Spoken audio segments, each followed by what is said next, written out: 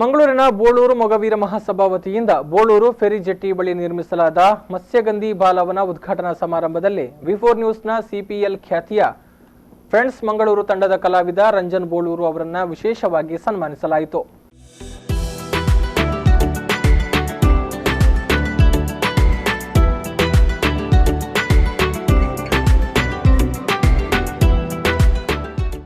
ಬೋಳೂರು ಮೊಗವೀರ ಮಹಾಸಭಾದವರು ಸಾಮಾಜಿಕ ಕಾರ್ಯದಲ್ಲಿ ತೊಡಗಿಕೊಂಡಿದ್ದು ಸಮಾಜಕ್ಕೆ ಅನೇಕ ಕೊಡುಗೆಗಳನ್ನು ನೀಡಿದ್ದಾರೆ.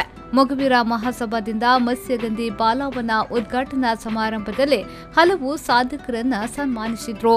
ಇದೇ ವೇಳೆ ವಿ4 ನ್ಯೂಸ್ನ ಸಿಪಿಎಲ್ ಖ್ಯಾತಿಯ ರಂಜನ್ ಬೋಳೂರು ಅವರನ್ನ ಸನ್ಮಾನಿಸಲಾಯಿತು.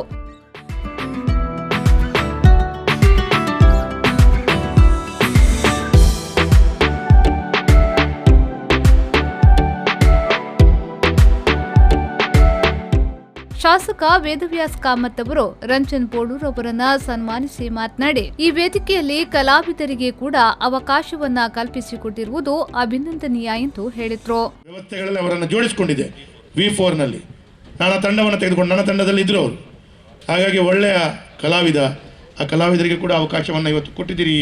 ವೇದಿಕೆ ಮುಖಾಂತರ ಎಲ್ಲರಿಗೂ ಶುಭವನ್ನ ಕೊಡ್ತೇನೆ. ಈ ಸಂದರ್ಭ ಕಾರ್ಯಕ್ರಮದ ಅಧ್ಯಕ್ಷತೆಯನ್ನ ಸಾಮಾಜಿಕ ಕಾರ್ಯಕರ್ತೆ ಸರಳ ಕಾಂಚನ್ ವಹಿಸಿದ್ರು.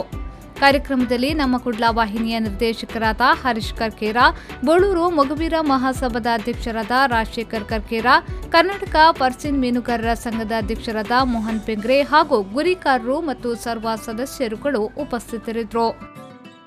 ಶರಸಾನ್ಯಾನ್ ವಿ4 ನ್ಯೂಸ್ 24/7 ಮಂಗಳೂರು.